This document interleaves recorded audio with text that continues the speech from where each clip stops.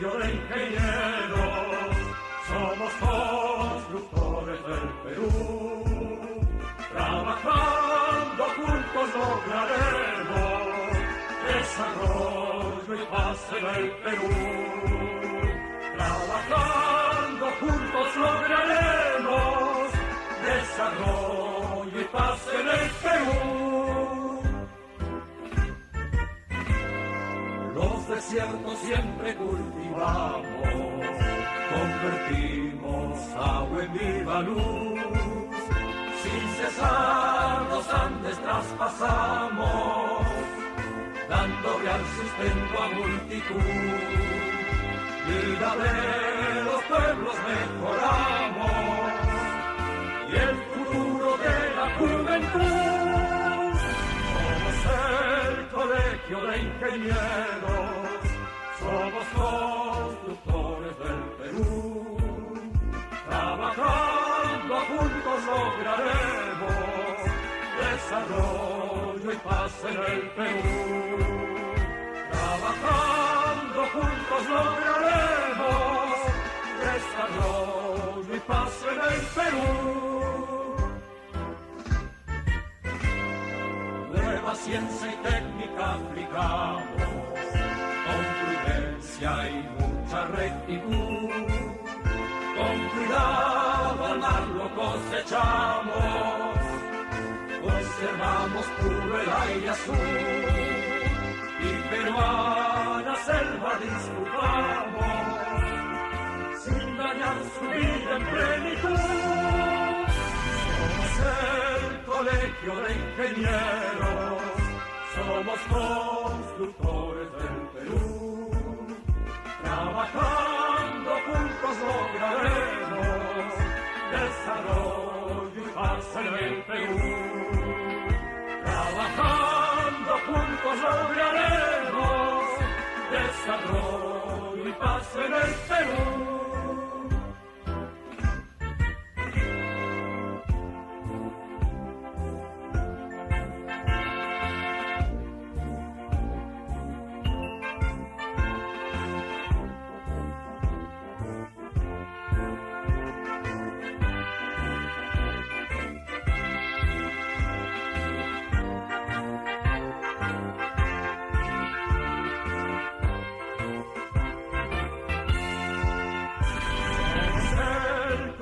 De ingenieros, somos constructores del Perú.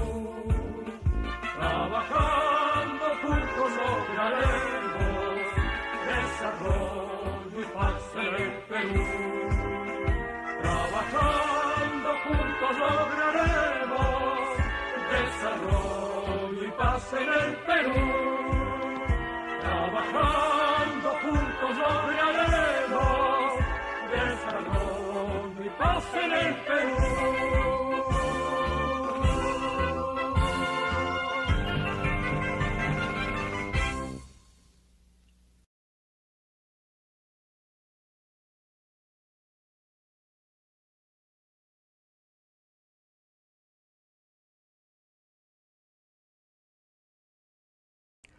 Listo, muy buenas tardes con todos. Vamos a iniciar con una nueva semana, la 11ª semana de nuestros seminarios virtuales a las 3 de la tarde. El día de hoy, lunes, tenemos al ingeniero Herbert Zavala iniciando el mes de junio de nuestra cuarentena y de nuestra capacitación diaria a través del Colegio de Ingenieros.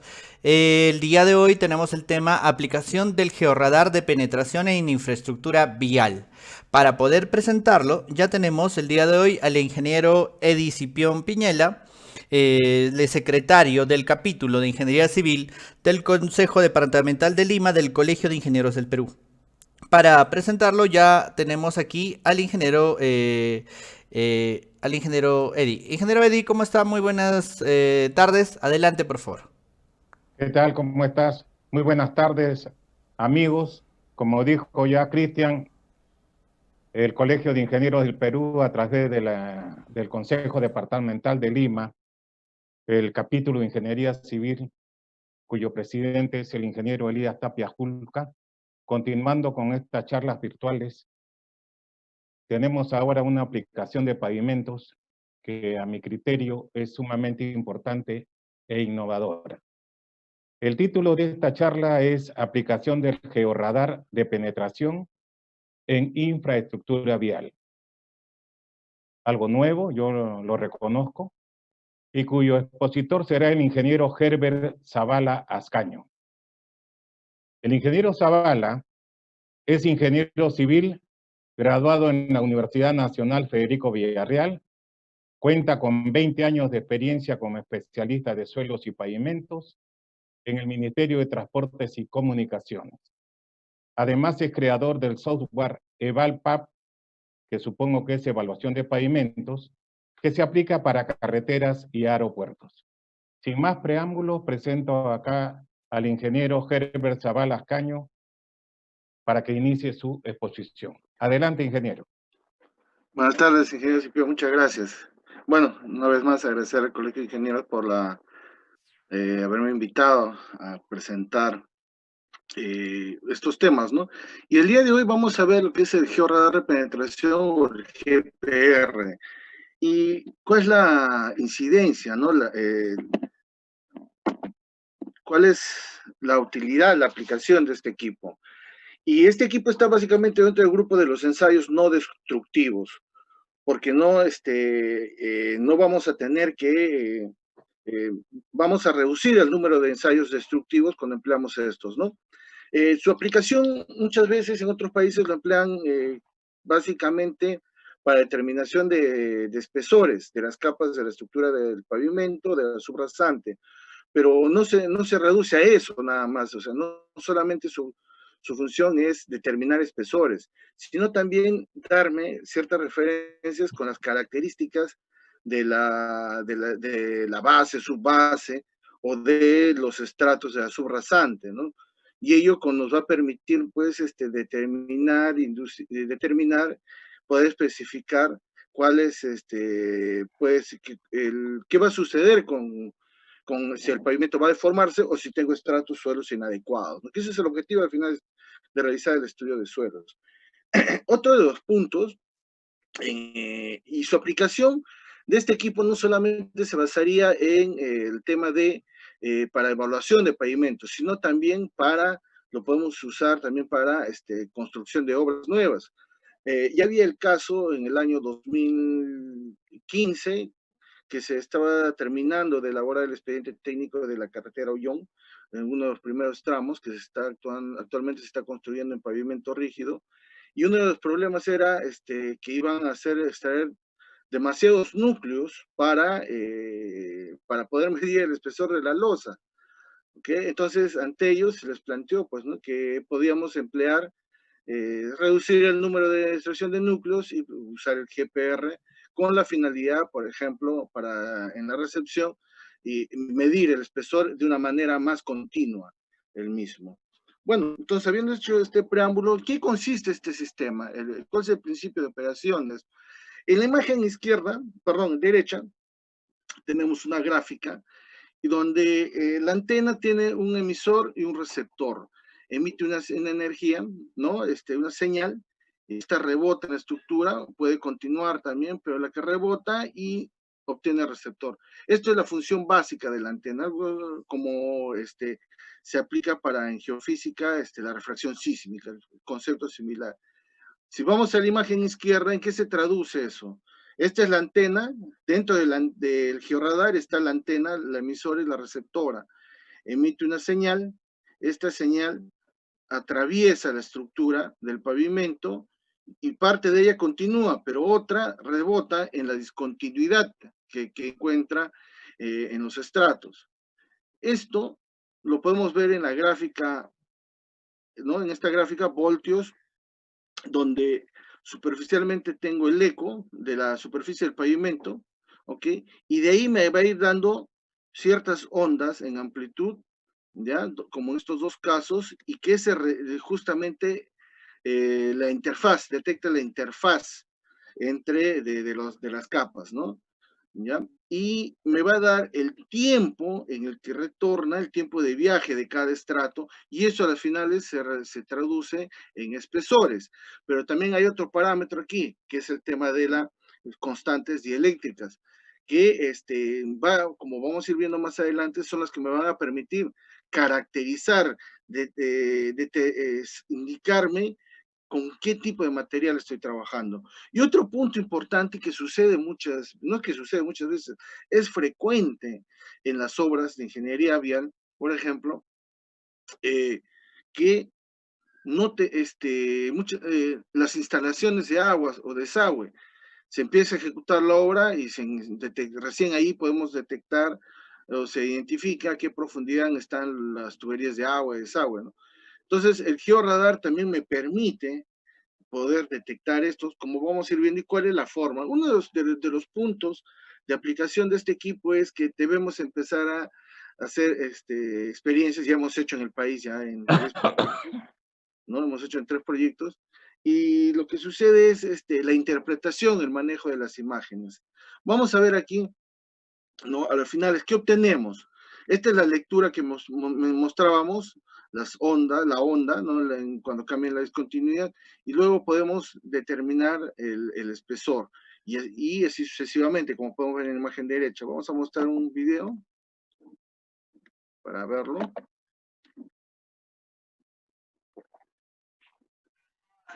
Aquí vamos a ver. En este video estamos haciendo la lectura, como ustedes pueden apreciar. Son 2 georradares. Ojo, todo lo que vemos aquí es realizado en el país, ¿no? Es realizado en el país. Vamos a ver ahí las lecturas de las, ¿no? Y aquí vemos 2 antenas, ¿ok? Estas 2 lecturas que tenemos aquí corresponden a 2 antenas, a 2 GPRs y de distinta resolución. Vamos a ver, porque ustedes van a ver que las longitudes, las lecturas son distintas, pero es porque corresponden a 2 tipos de GPR. Vamos a ver por qué la importancia de la resolución. Entonces, habiendo esto, como vemos aquí, es determinar el espesor a través de las constantes dieléctricas, ver la humedad, ¿no? Y algo adicional es la continuidad. Los vehículos, el vehículo va transitando, está en movimiento. La velocidad recomendada, la velocidad de operación es entre 20 a 30 kilómetros por hora. Y podemos ir viendo cómo mejora la resolución con la distancia, ¿no? Ok, por ejemplo, en la primera imagen de la izquierda es a 10 pies, 5 pies y a 1 pie de distancia, ¿no? 30 centímetros, 1,5 metros, ¿ok? Y esto nos va a permitir tener una mayor identificación, una continuidad de las lecturas. Pero ahora no es también recomendable hacer muy cercana, cada 20, 25 centímetros. No sería muy recomendable. ¿Por qué? Porque en 10 kilómetros es tanta la información que se levanta y hay que estar descargando la información a otro disco para poder continuar. Y aquí viene el tema de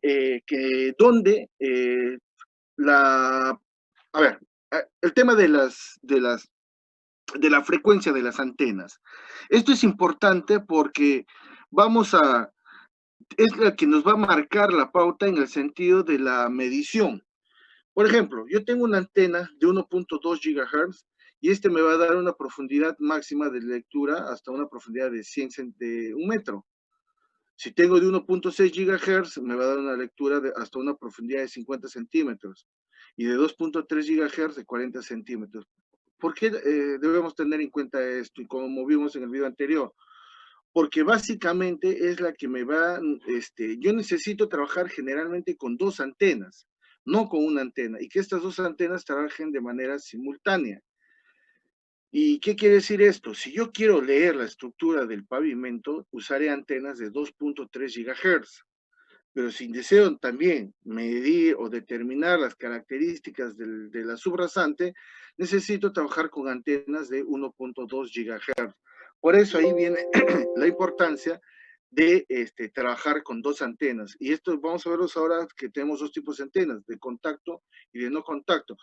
Para explicar esto de las frecuencias, podemos ver una misma lectura de abajo hacia arriba, donde la frecuencia se va reduciendo. Y podemos ver que cuanto mayor es la frecuencia, mayor es la calidad en la resolución de la imagen. Esto es conocido como los radargramas. Okay. Tenemos dos tipos de antenas.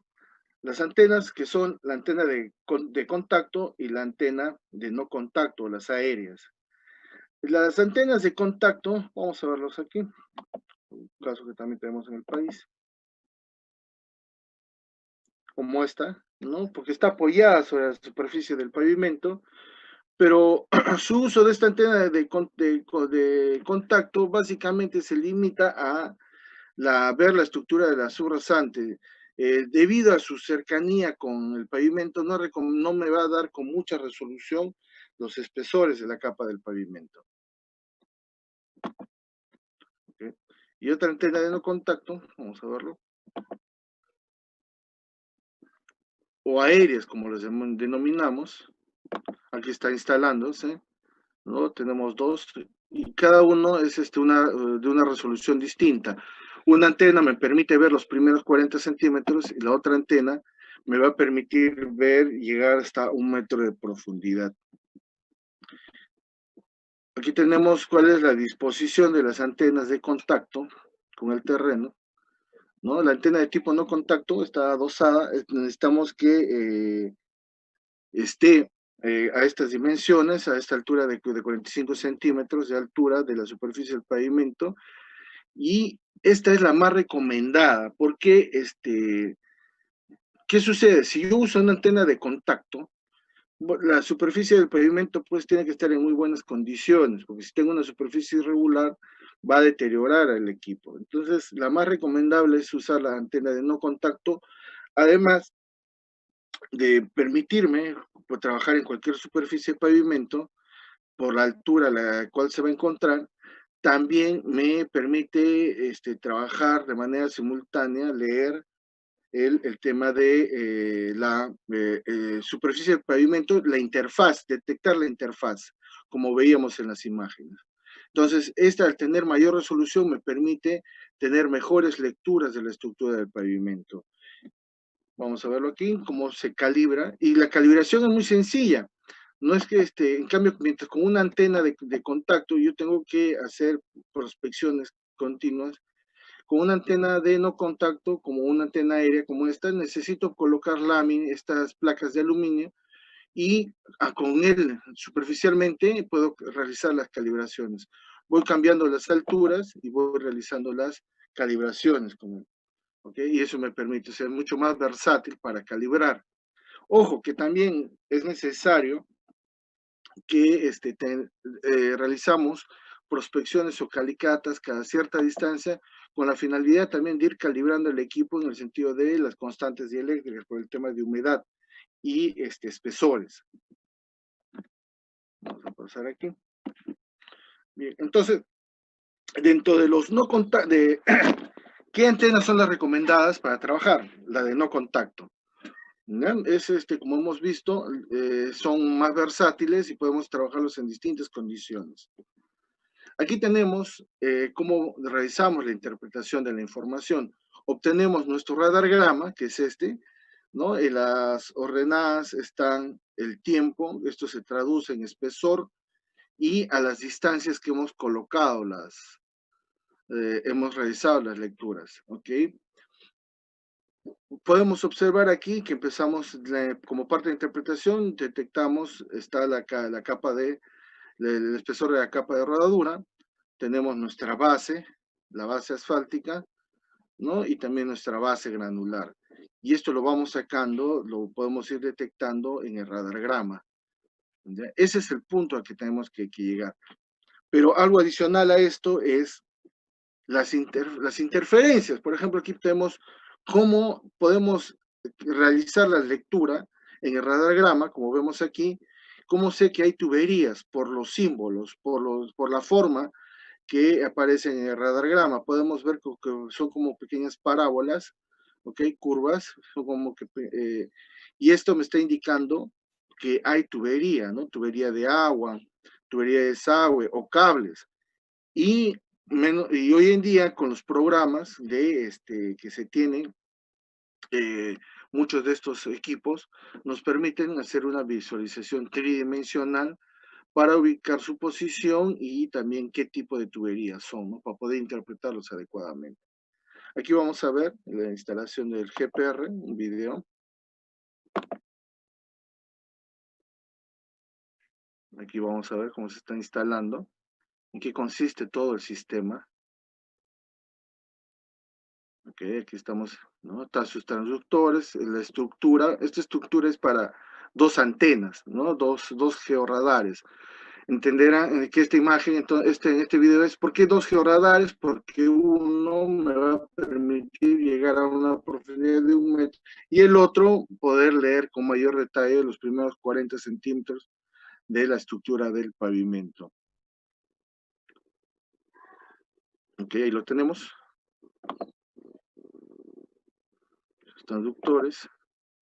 Vamos hacia el ADU, hacia el sistema de... Esto es el encoder, esto es lo que nos permite, y esto es importante su calibración porque es el que nos permite que medir las distancias, y es el que sincroniza la adquisición de la información de objeto radar y la distancia a la que se está tomando, ¿no? Vamos a ir viendo ahí el encoder. Aquí está el sistema de adquisición de datos, ¿no? Todos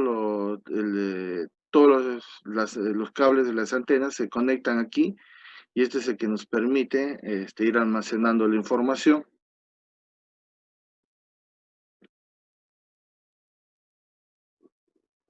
Y aquí algo importante, a veces nos sucede eso en campo, ¿no? Vamos a ver aquí cómo se instala el tema del GPS, y este equipo que vemos es el que nos permite integrar la información de las coordenadas con las lecturas del georradar. Y algo interesante aquí, muchas veces cuando hacemos en mediciones con perfilómetros o deflectómetro, las coordenadas salen desfasadas, justamente porque lo empleamos dentro del equipo, dentro de la unidad, ¿no? Aquí la recomendación es que colocamos, y como lo van a ver, lo colocamos el GPS en la parte, en el techo, fuera de la unidad. Ello nos asegura, nos garantiza que las coordenadas que vamos a obtener son próximas, no vamos a tener muchos errores en la lectura. A veces nos sucede, jalamos, ahí está, colocamos este GPS, ¿ok? Y ese es el que va a integrar. Entonces, todas nuestras lecturas están debidamente georreferenciadas. Toda la información, la adquisición de la información es en automático.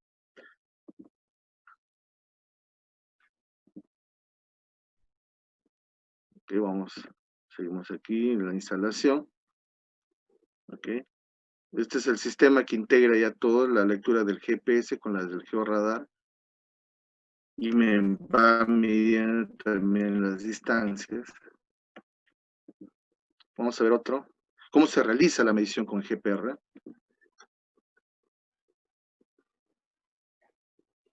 Aquí lo vamos a ver.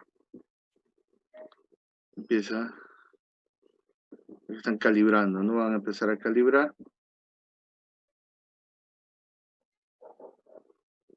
La laptop. Y van a empezar a hacer las primeras mediciones, ¿no? Antes de ejecutar. Ahí tenemos nuestro sistema de ondas.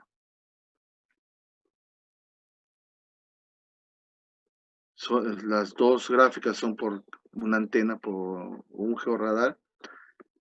Se hacen las lecturas.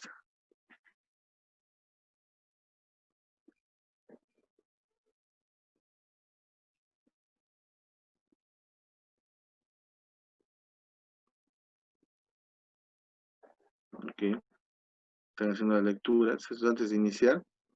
Las mediciones que realizamos para ver si está adecuadamente instalado, ¿no? Y hacemos varias lecturas y vemos que son similares, entonces ya nos indica que el equipo está debidamente instalado. Y luego, inmediatamente después de eso, ¿no? Ahí mismo empieza a generarse el radargrama, como vamos a ver. Se hace la lectura y pasamos a generar el radargrama de manera inmediata, ¿no?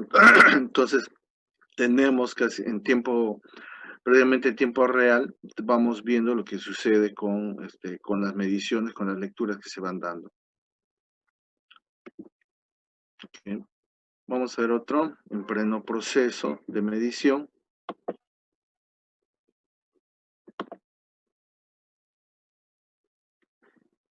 Estamos estamos iniciando el trabajo de campo, ¿no? Vamos a ver, y empieza a generarse allí el radagrama de manera inmediata. Ustedes lo pueden ir viendo aquí en la imagen izquierda. En la imagen izquierda podemos ir viendo que según avanzamos empieza a generarse el radagrama.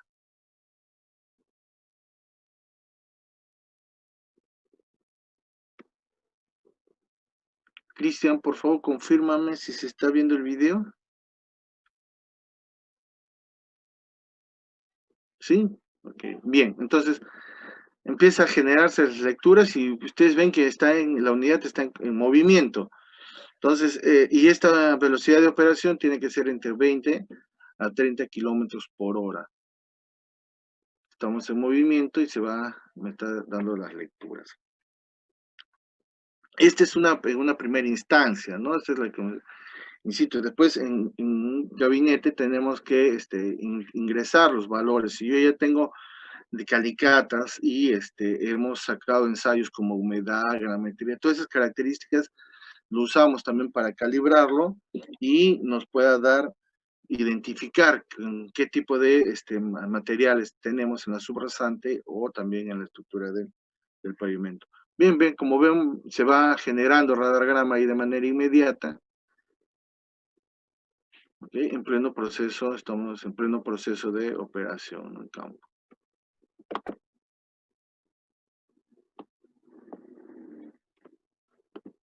Bien, y luego pasamos al procesamiento. Si bien eso lo hacemos hemos visto cómo vemos en la unidad, pero también ya vamos al gabinete y empezamos a analizar la información.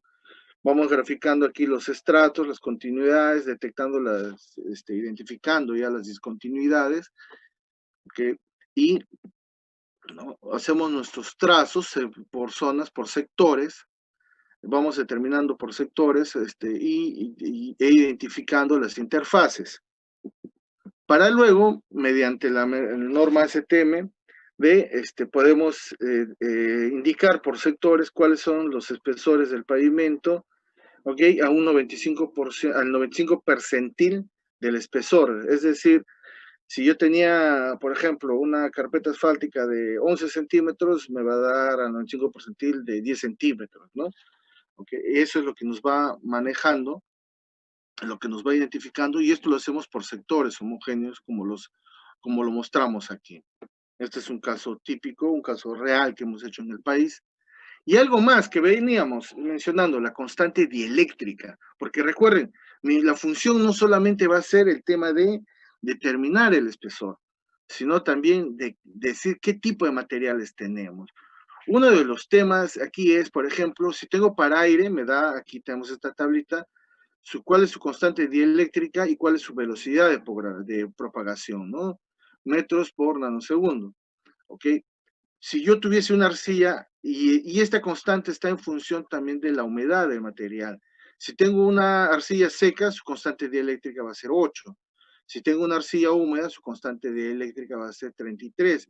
Y por ende también la velocidad de propagación se reduce o se amplía, ¿no? Que está en función de ella. En capas asfálticas tendré constantes dieléctricas de 3 a 6 y con velocidades de propagación de 0.12 a 0.17. ¿No? Entonces,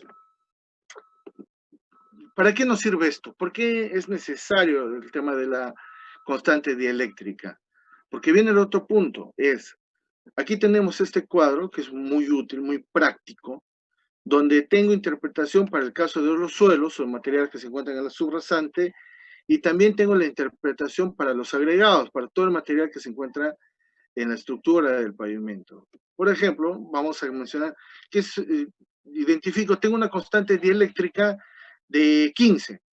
Entonces, voy a suelos, entre 9 a 15, ¿y qué tipo de suelos son? ¿Son suelos húmedos? ¿Cuál sería la interpretación, no? son suelos húmedos, su capacidad portante puede ser reducida, pero en general es satisfactoria. Entonces estamos hablando de una subrasante regular. Pero ¿qué pasaría si obtengo una constante dieléctrica de 27? Entonces voy a mi tabla, 27 obtuvimos. Ok, estamos entre 16 y 28. Entonces me dice que es un suelo altamente susceptible al agua y de baja capacidad portante. Entonces me está indicando que es posible que se va a requerir probablemente un mejoramiento de suelo. Ahora, digamos, ¿no? Pero ¿por qué, en qué medida reemplaza esto las prospecciones a las calicatas? Que nosotros conocemos las calicatas generalmente están a distancia de 250 metros, ¿ya? Entonces tenemos ahí un vacío, ¿no? De 250 metros que no detectamos, no sabemos qué es. Y muchas veces cuando se va a ejecutar la obra, recién ahí se amplían las secciones de mejoramiento de suelos, porque al hacer el movimiento de tierras detectan suelos deficientes. ¿La solución cuál sería? ¿Hacer más calicatas, menos distantes? Sí, en algunos proyectos lo que han hecho ha sido reducir, en vez de 250, hacerlo cada 100 metros. Entonces, si vamos con esa temática, lo que sucedería es muy bien, oiga, entonces mejor hagamos una zanja en toda la carretera, ¿no? Y ahí sí nos tenemos mayor seguridad, pero no es técnico, pues, no es técnico. Para ello tenemos otras alternativas, como es el GPR, ¿no? Y que podemos ver, su aplicación es muy variada, es amplísima, y lo que hay que tener en cuenta es, para el caso de pavimentos, es la frecuencia de las antenas. Por ejemplo, tenemos un caso actual, ¿no? Un caso actual donde en un adicional de obra se ha generado porque tenemos, cuando ha empezado ese movimiento de tierras, en el trazo proyectado se han encontrado ruinas, ¿ok? Entonces, el arqueólogo han evaluado el nuevo tramo, el nuevo trazo, y el arqueólogo va y hace una inspección visual. Entonces, al hacer este visual es solamente a superficie e indican, ¿no? Oye, sí, aquí no hay ruinas, aparentemente. Pero nosotros queremos tener la seguridad de que específicamente es un adicional de obra y después no vamos a estar volviendo a cambiar, ¿no? Por el tiempo que abarca. Entonces, lo que le hemos recomendado, una de las aplicaciones, es que pasen un georradar por la zona que hemos trazado, y no solamente el arqueólogo haga una inspección visual, sino también nos aseguremos con una probabilidad muy alta de que no hay en el trazo que se está definiendo, no vamos a encontrar ruinas, ¿no? Entonces, y por ende el trazo ya queda definido. Entonces, como ven, las aplicaciones de un georradar de penetración o GPR es amplia y variada. ¿Ya? Y el tema es la interpretación. Para nuestro caso, la interpretación para suelos sería como las que hemos mencionado, y como vemos, pues los suelos con constantes dieléctricas superiores a 16 o 20, 28, como en este caso, ya estamos hablando de suelos deficientes. Entonces, vemos allí la importancia de su aplicación. Y también vamos a ver ahora aquí la interpretación de la estructura. ¿Cómo sé si estoy ante una estructura del pavimento buena o también voy a tener probabilidades de deformación? Y es también el tema de la constante dieléctrica. Por ejemplo, me salió una constante dieléctrica de 8, ¿ok? Tengo esa constante dieléctrica de 8, me voy hacia agregados, está entre 5 a 9, e indicamos, ¿no? Ok, estoy trabajando, estamos frente a una base seca, con baja absorción de agua y buenas propiedades de resistencia. Esa es la interpretación de la constante dieléctrica. Pero ¿qué pasaría si tengo una constante dieléctrica de 20, mayor a 16? ¿Ok? Me está indicando que es una base muy húmeda o casi saturada con baja resistencia al corte. Entonces es probable que vamos a tener problemas aquí de deformación en el pavimento. Entonces, ¿a qué vamos con esto? Lo que mencionábamos inicialmente, ¿no? El tema no solamente es espesores, sino conocer las constantes dieléctricas para poder interpretar con qué tipo de suelo o pavimento estamos, que no es el mismo, no es continuo, ¿no? Y esa referencia nos va a ir dando el georradar de penetración. Otro de los puntos es que sabemos que el sistema pavimento subrasante tiene una determinada respuesta. Es por ello que en varios países se pone el georradar y también su deflectómetro de impacto. Y esto es interesante en el sentido de que vamos tomando lecturas de cómo está actuando la respuesta a la aplicación de esfuerzos que está dando el sistema de pavimento subrasante y también las lecturas que realizamos de manera simultánea con el georradar, ¿no? Bueno, entre algunas de las limitaciones de su uso es que lo siguiente, está basado básicamente, si yo quisiera encontrar la interfaz entre una base y una subbase granular, no la voy a poder. La lee como uno solo, y es lo que sucede en la reflexión sísmica. ¿Por qué? Porque los materiales pues son similares, entonces no me va a dar una diferenciación entre el espesor de la base y subbase. Pero si yo tengo, por ejemplo, cambio de un material granular, de una arena a una arcilla, sí me va a poder dar con mucha referencia, ¿no?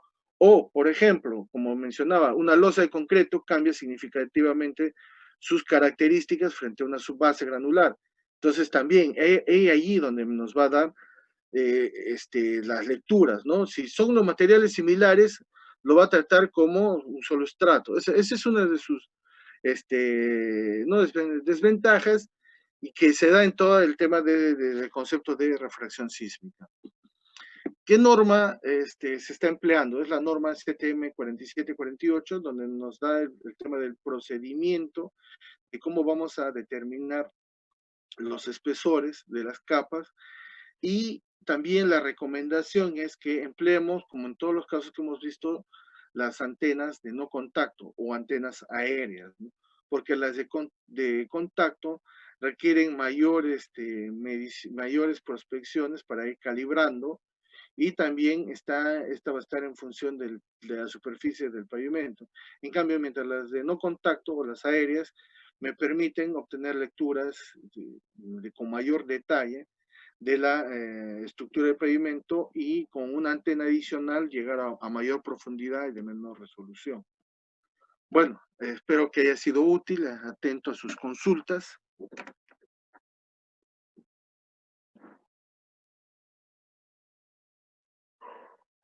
Cristian.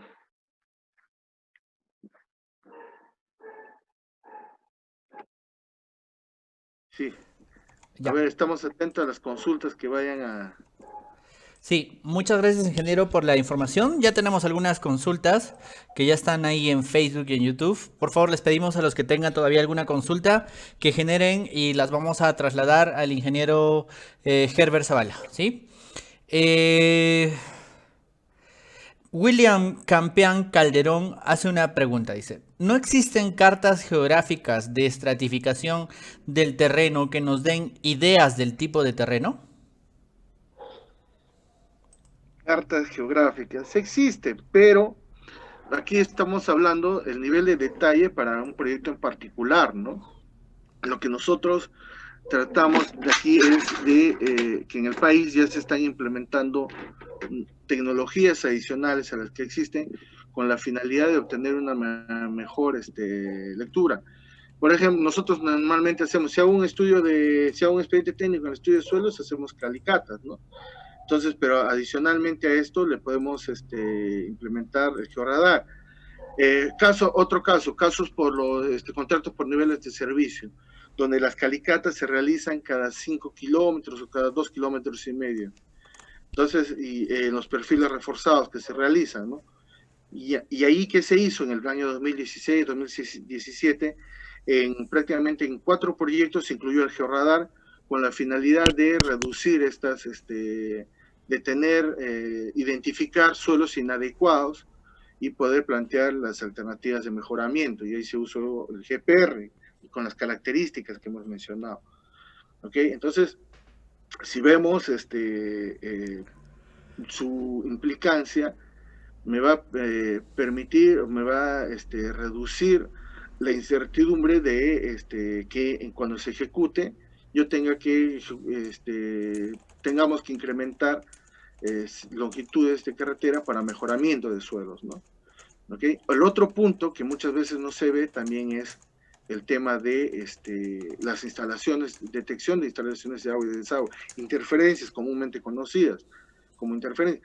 Y esto es que muchas veces en muchas obras hace que se generen adicionales porque no se detectó durante la elaboración del expediente técnico, ¿no?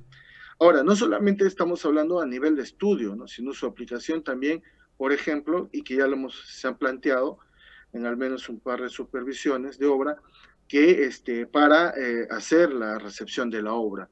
Y con estos equipos, pues estamos hablando de que podemos barrer en un día tranquilamente 40, 50 kilómetros, ¿no? Entonces, por ello, que también su uso se puede dar durante la recepción de obra. También durante la ejecución del servicio de una vía, ¿no? ¿Ya? Por ejemplo, en contrato por nivel de servicio no me puedo dar el lujo de reducir el número de calicatas o de incrementar el número de calicatas porque estamos hablando de longitudes de carretera tranquilamente que vamos del orden de 200 a 500 kilómetros, ¿no? Entonces, ello implica que tengamos mejores instrumentos de medición con la finalidad de poder tener bien referenciada la vía y por ende poder plantear alternativas de solución adecuada a las condiciones particulares del proyecto. Muy bien, ingeniero. ¿Tenemos más consultas? La siguiente consulta viene de parte del ingeniero Daniel Osores Padilla, que pregunta, ¿cuál es la máxima profundidad de análisis que nos da este método? En GPRs tenemos toda una gama, ¿ok? Pero el que estamos mencionando aquí es el de 2.3 GHz, el georradar, y el de 1.2 GHz. La resolución tiene que ver con la profundidad. Yo uso un GPR de 2.3 GHz para poder obtener un espesor de 3 pulgadas, de 2 pulgadas, poderlo detectar. Y esto me va a dar una profundidad de 40 a 50 centímetros. El otro GPR adicional, que es de 1.2 GHz, lo usamos porque necesito llegar a una profundidad de 1 metro y los espesores, pues, que requiero que se midan sean mayores a 30 centímetros, ¿no? Entonces, ahora, si vamos a pensarlo en un estudio geotécnico, sí, ahí puedes llegar tienes otros tipos de antenas de menor resolución que te van a permitir llegar, pues, a 50, 70 metros de profundidad. Pero para el caso de pavimentos, son los que hemos mencionado en esta presentación, ¿no? Muy bien.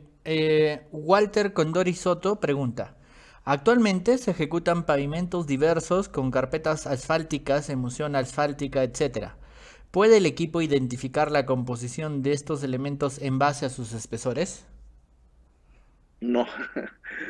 Bueno, el punto es conocer la constante dieléctrica, ¿no? Pero eso va a ser ya un tema de entrenamiento, de manejo, ¿no? Pero que me diga, oye, esto es una mezcla en frío y esto es una mezcla asfáltica en caliente, no tanto, lo podemos ver por sus densidades, pero generalmente vamos a, ese trabajo lo vamos a tener que identificar nosotros, ¿no?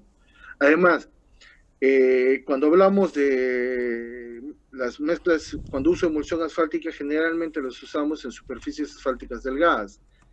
En el caso de mezcla asfáltica en caliente, cuyos espesores son mayores a 2 pulgadas, que se construye en todos los casos de las carreteras. Y si yo voy a usar una mezcla en frío, generalmente estas se realizan con fines de mantenimiento, parchados, ¿ok?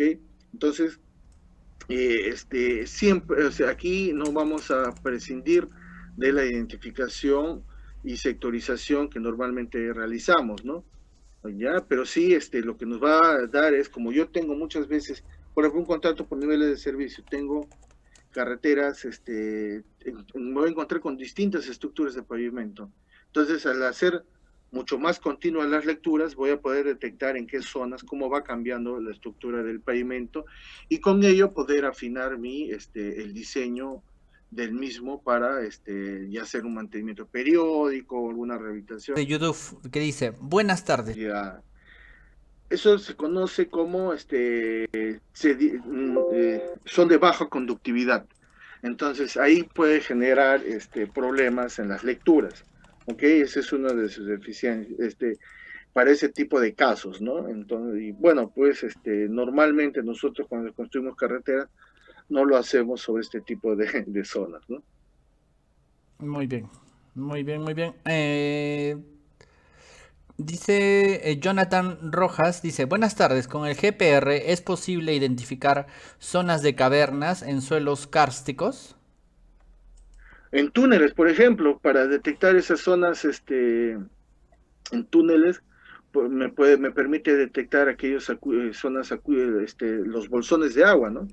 Ya, como le mencionaba, la presentación se ha basado básicamente en su aplicación en pavimentos, pero su aplicación es amplia y qué lo hace, qué tipo de GPR emplear en cada caso, en lo que necesitemos. Y si me habla de cavernas, sí lo puede detectar, pero para eso necesitamos GPRs de menor frecuencia para poder llegar a profundidades mayores, ¿no? De 30, 40, 50 metros de profundidad, que sí, existen para realizar estudios geológicos, geotécnicos. Muy bien. Walter Condoría hace otra consulta. Dice, muchos problemas existen por asentamientos ante fallas, ya sea geológicas o por presencia de aguas subterráneas. ¿Cómo podría aportar en este tipo de suelos antes de definir la intervención de ejecución o del diseño?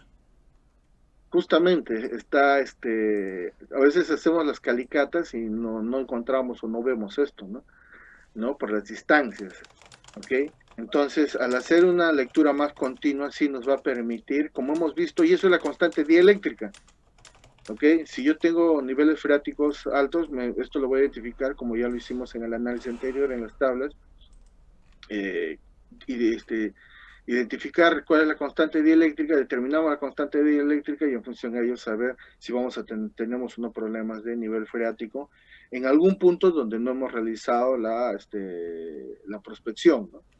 ¿Okay? Sí nos permite, entonces, y por ello yo les mostraba, ¿no? Les mostraba estas tablas de la norma, ¿no? Que nos permiten la interpretación de la misma. Muy bien, ingeniero. René Aldo Vargas pregunta, ¿qué diferencia tiene este ensayo respecto a la refracción sísmica? El concepto es el mismo, sino que en una refracción sísmica lo usamos pues, en estudios geológicos geotécnicos, ¿no? Ya el fundamento es el mismo, pero en nuestro caso una aplicación de esto es el GPR, ¿no? Se ha reducido para poderlo hacer mucho más aplicable al estudio de suelos y pavimentos. Muy bien. Aquí tenemos una pregunta muy interesante de Juan Paco. Dice, buenas tardes.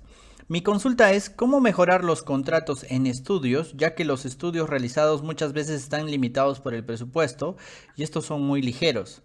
La aplicación del GPR sería muy innovador y al mismo tiempo el ingeniero Daniel Azuárez Padilla pregunta, ¿cuántas empresas existen en el mercado peruano que hagan este servicio, ¿no? Las dos preguntas muy relacionadas. Sí, ok. Primero, que ya lo hemos implementado. Quien les habla implementó en los términos de referencia para contratos por niveles para los perfiles reforzados. Cuando trabajaba en conservación, lo implementamos en 4 proyectos, el GPR, ¿ya? Y se han realizado con empresas peruanas. O sea, lo que estamos mencionando no es teoría. Lo que estamos indicando aquí ya son aplicaciones que hemos venido haciendo en el país, ¿no? Entonces, ¿cuántas empresas? Ya hay varias empresas que desde el año 2017 han venido ya dan servicios, ¿ok? Y, por ejemplo, actualmente también en Provías Nacional se está adquiriendo, ¿no? Tengo entendido en la gerencia de conservación están adquiriendo un equipo GPR, ¿no?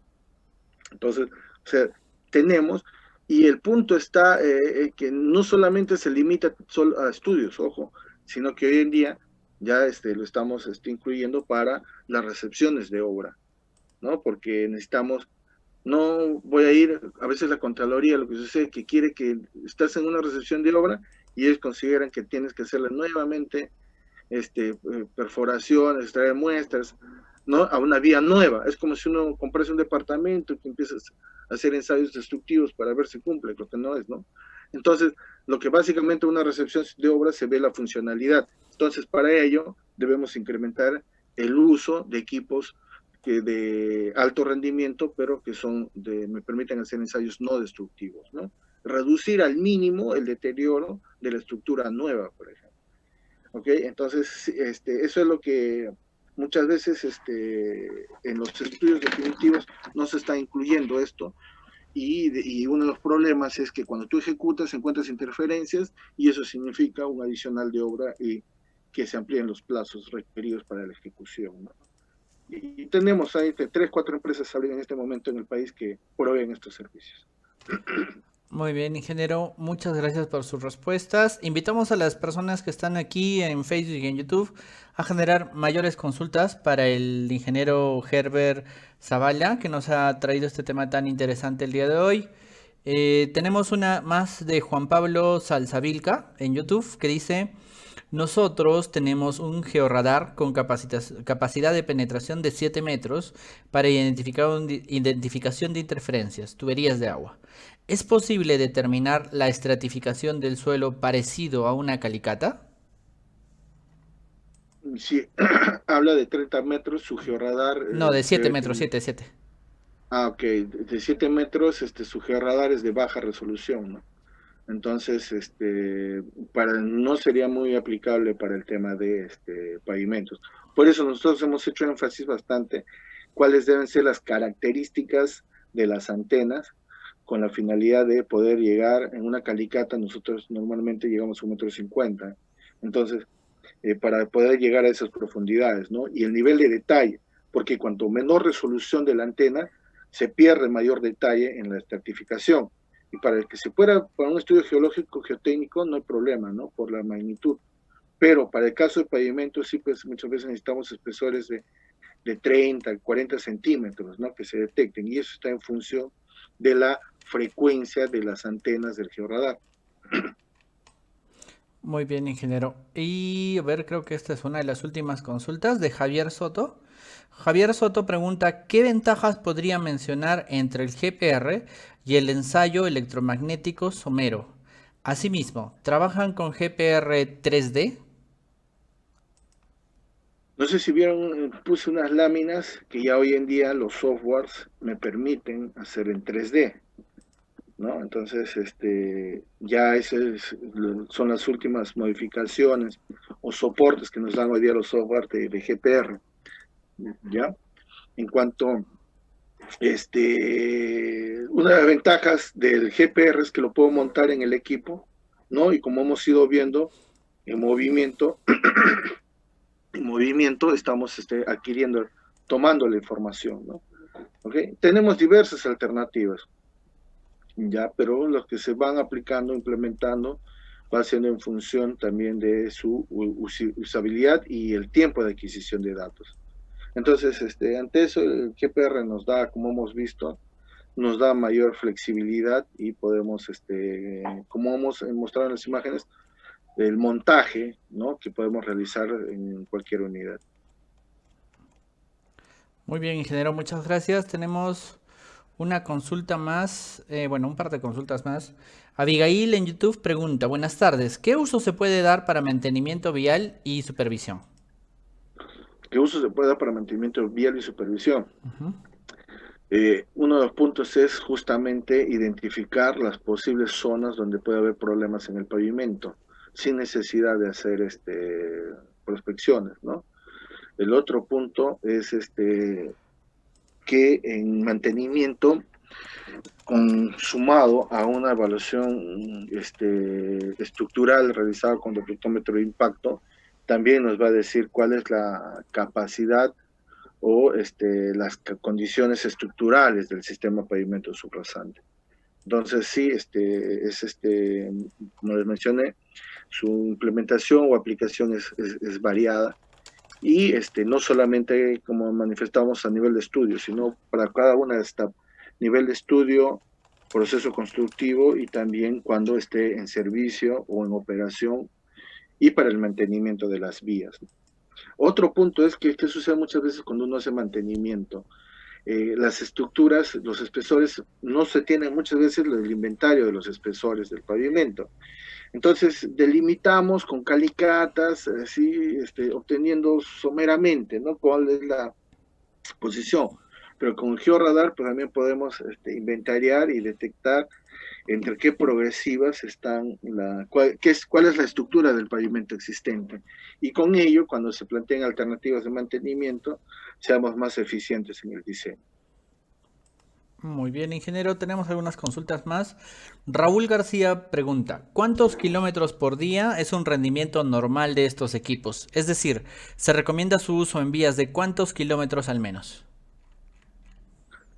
A ver, sí, Si es para estudios, se recomendaría su uso pues en todos los estudios, ¿no? Si es para una recepción de obra, si es para una obra, estos equipos son de alto rendimiento. Entonces, si yo hablo de una obra, generalmente lo usaría al final, ¿no? Porque requiero hacer las mediciones en el menor plazo posible.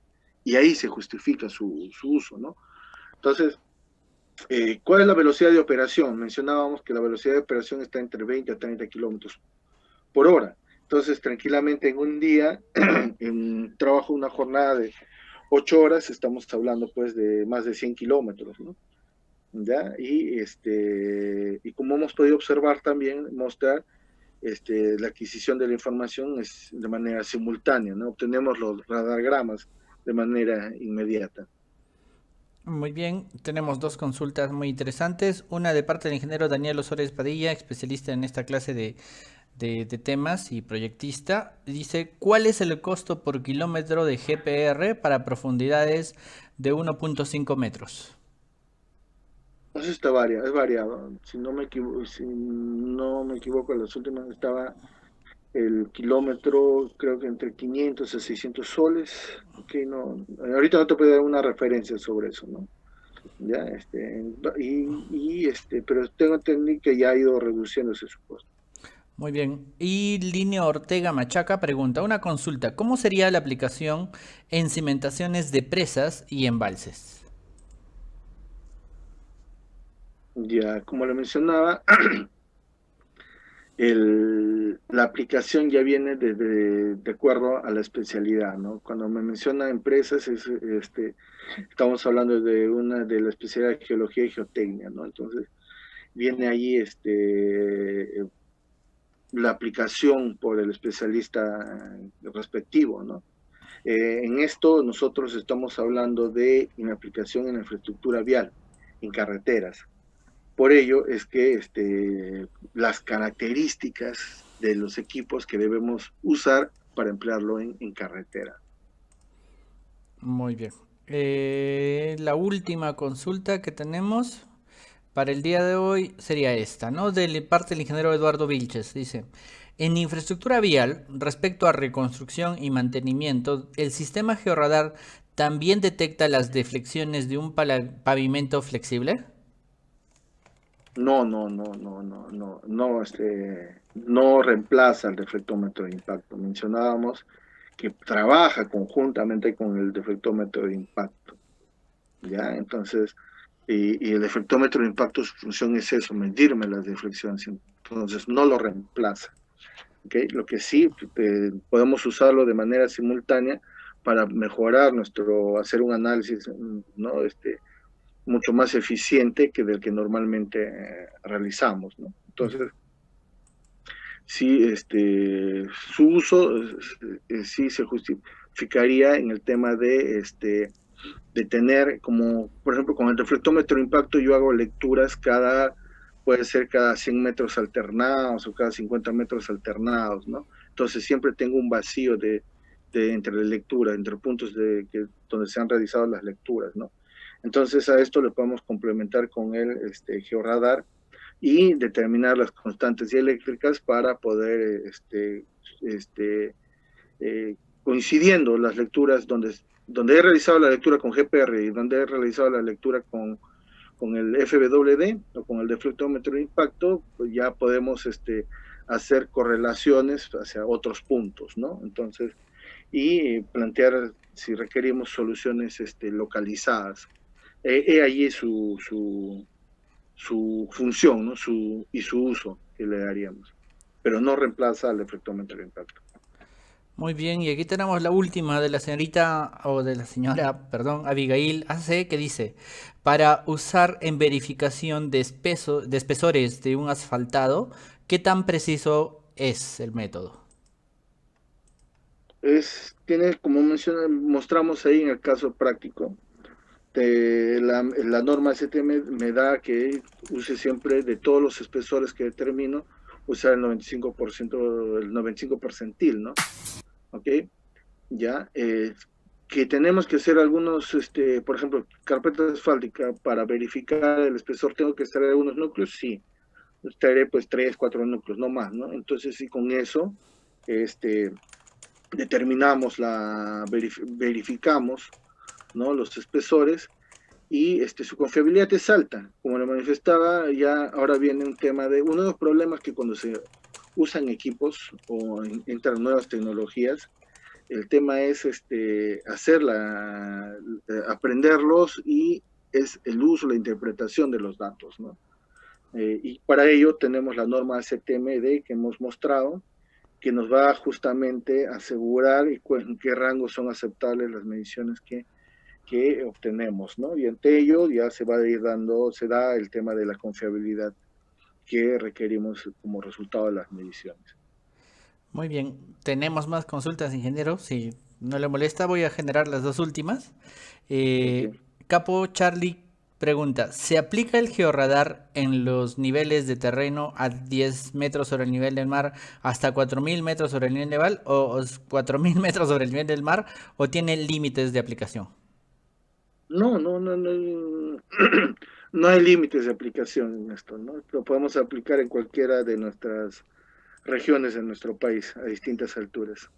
Muy bien, y ahora sí, la última de todas, de parte nuevamente del ingeniero Daniel Osores, dice, ¿qué opinión tiene usted del uso del curviámetro?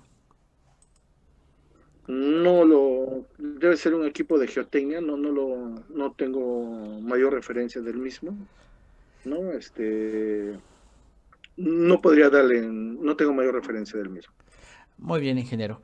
Muchas gracias por la atención a nuestras consultas, a las consultas de la comunidad de ingenieros civiles del Perú. Y pues agradecerle por este seminario virtual, la aplicación del georradar en penetración en infraestructura vial, de parte del ingeniero Elías, de parte del ingeniero Eddie Cipión, que estaba hasta hace unos minutos con nosotros, pero tenía una reunión. Pues agradecerle por compartir con nosotros, como siempre, como ya más de una vez, sus conocimientos y su experiencia. De parte del auditorio, de parte del capítulo, reciba nuestras sinceras felicitaciones y agradecimientos. Ingeniero, ¿algo más que quiera compartir con nosotros? No, muchas gracias, Cristian, también por la invitación, y siempre ya nos apoyar a nuestro colegio. Muchas gracias a todos. Hasta una nueva oportunidad. Gracias a usted. Hasta luego. Muy bien, recordarles que el día de hoy los talleres se han trasladado a las 6 de la tarde, y esta semana tenemos 5 talleres respecto de la generación de un proyecto de estructuras con Autodesk Revit. Empezamos el día de hoy a las 6 de la tarde, por favor no se lo pierdan, nos vemos en los talleres. Y el día de mañana tenemos una mesa redonda muy interesante, por favor, que también les pido que no se las pierdan, porque mañana vamos a hablar de... Mañana vamos a hablar de trabas para la empleabilidad de ingenieros mayores de 65 años por COVID-19. En esa mesa redonda estará presidida por el ingeniero Elías.